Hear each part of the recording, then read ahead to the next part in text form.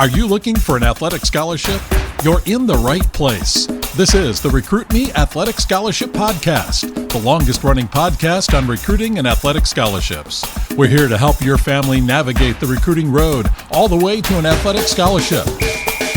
He's a recruiting expert and a dad of 2 college athletes. He has a wealth of experience to share. Here's Recruit Me CEO, Brent Hanks.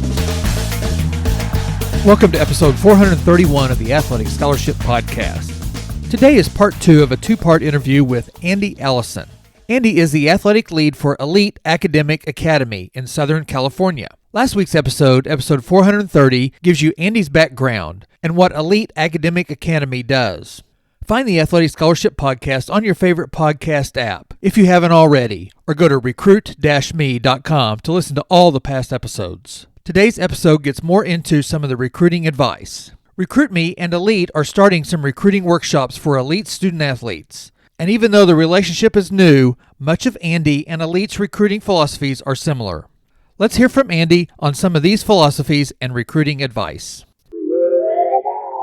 I know as a school, because there's 3 areas that we focus: the testing, the training, and the recruiting. We've got the testing down, and we're 100% virtual, Brent. So there are no places that we get together or congregate to work out as school members. But all of our athletes are doing just fine, regardless of the county they live in. But we've got the testing and the training and providing the appropriate training, whether it's mental performance, whether it's nutrition, whether it's speed and agility, or whether it's strength and conditioning, and keeping those 2 distinctively separate, or whether now today I'm excited for the recruiting side. And that's been the last component as we've lifted our school up, as we've lifted up the athletic department at Elite. And now we're getting ready to really be able to offer options and a pathway for our student athletes to ultimately match themselves with colleges. And I'm excited because it's not just sending your information. Your audience may not know that Elite is fortunate enough to be able to now host some Recruit Me workshops and have the support of Recruit Me for our student athletes. So therefore, we're going to have the tools and the workbook from Recruit Me, which I'm all for. You see so often it's just a get my profile, send my information, have a school give me some attention, and that's about all the thought that went into it. You can tell today by the activity in the NCAA portal where kids are changing schools today like never before. And the opportunity wasn't there before, because you would have had the same in 10 years ago as you would today if the opportunity is, because the way that student athletes were making their decisions 10 years ago is very similar to the way they're making their decisions today. And so if we put some effort, some forethought into, you want a big school, small school? Does it matter whether it's cold or warm? Do I really need scholarship? Are they Nike? Are they Adidas? You know, we have things that are really, truly going to be important that if we give some thought and some work on the forehand, which the Recruit Me system will take our student athletes through. I'm excited. And then we begin to share and introduce ourselves to colleges and find those that want to follow and track our progressions and our journey. Again, if you want to play after high school, there's an opportunity. Let's play at our best. Well, and you mentioned earlier that a lot of your information that you give them, they can take that and it's a DIY situation. If they want to take your advice, take your tips, your training tips, take the information that they've tested and try to build on it, that's kind of on them, the student athlete, and a little bit their parents. For sure. That's a lot what Recruit Me is. We don't, whenever you decide to get in with Recruit Me we have a DIY program of 7 steps. And that's why I think it's going to mesh well with what you guys do, because you need the student athlete to raise their hand and say, I want to either get better. I want to get better as an athlete, or I want to do some research and try to figure out where I want to go to find the right fit school for me in the right situation. So we're excited about getting involved with you guys. Definitely a win for all involved. Brent. We're excited because, again, we're real good at testing our athletes. There's not a lot of high schools across the country that are renting and securing NFL stadiums and hosting sports testing events for other schools' student athletes during the summertime. Pretty amazing that those kids can have that level of experience. Some of them never been tested before. They don't know what their 40 is. They say I'm fast. They tell me I'm fast. And the training. And again, just excited to have the third area that we really focus on, and that's the recruiting. And because that's the end game. Some of our families know in the 5th, 6th grade, 7th grade, they know dad played sports, mom played sports, grandpa played sports. Yeah, so we have a full circle now, and a school that supports our athletes. That's important.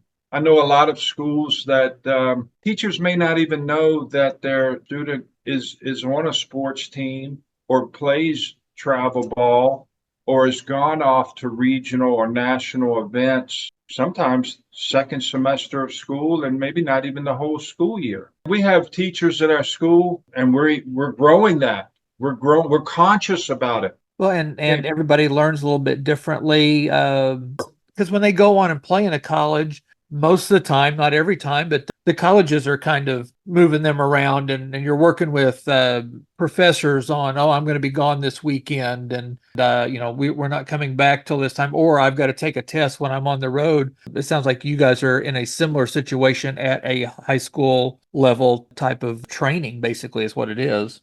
We have athletes that go to academies at 8 a.m. in the morning and picked up at 2 in the afternoon. And we have others that have quarterback coaches for specific periods of the year. We have basketball specific skill development and soccer. And wherever your sport is, we have those that are learning to ride a horse for the very first time.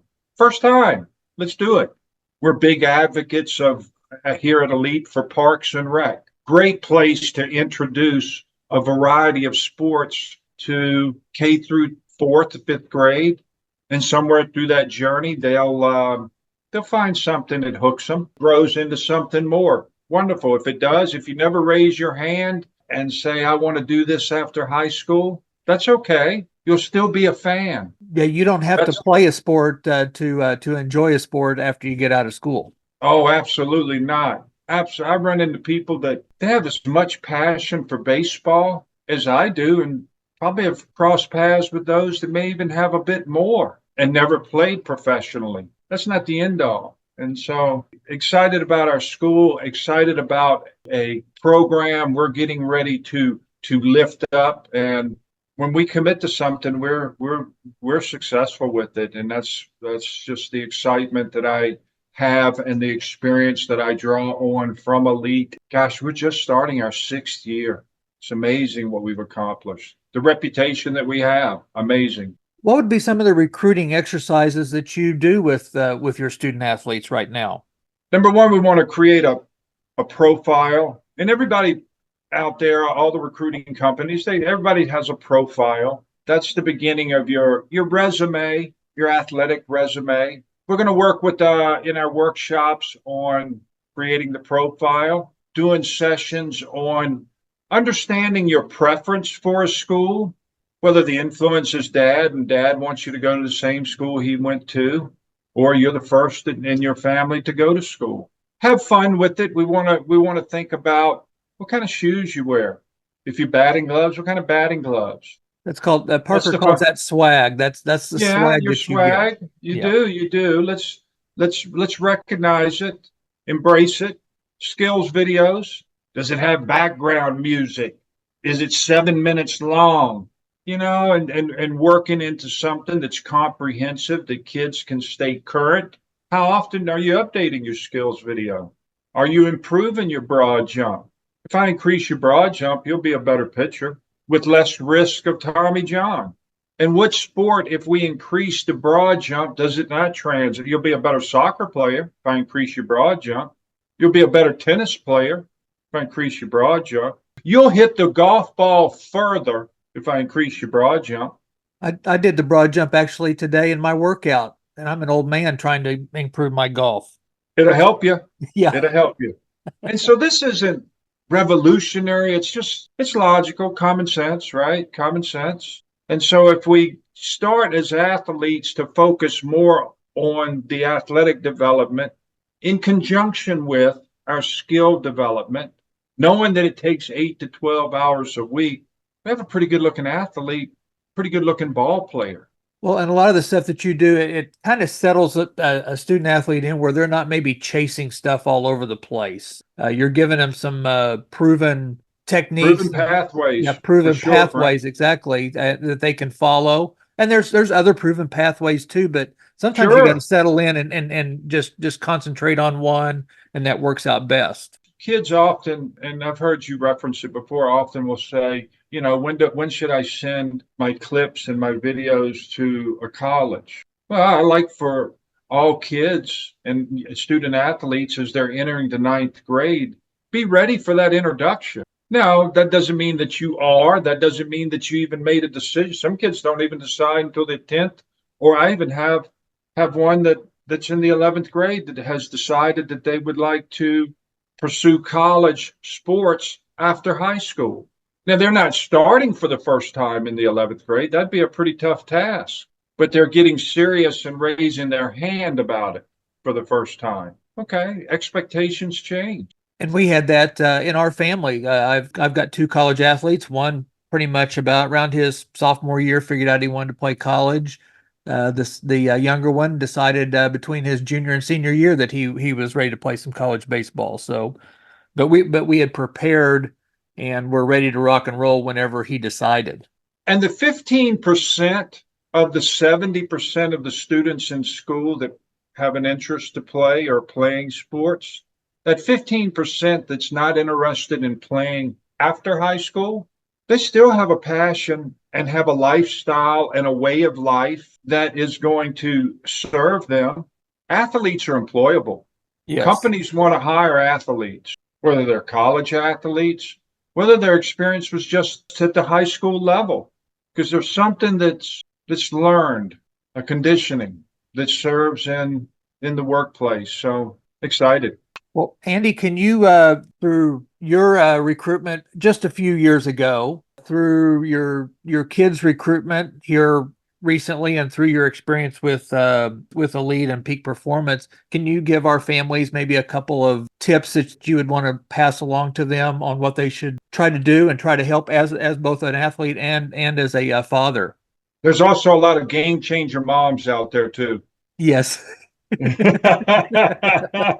Oh, bless the moms. Bless the moms. Start early developing your athleticism. I see so often a kid will start to think about their performance training, and there's performance here in Southern California. We see it all. We have most of it. And so there's performance centers all over Southern California.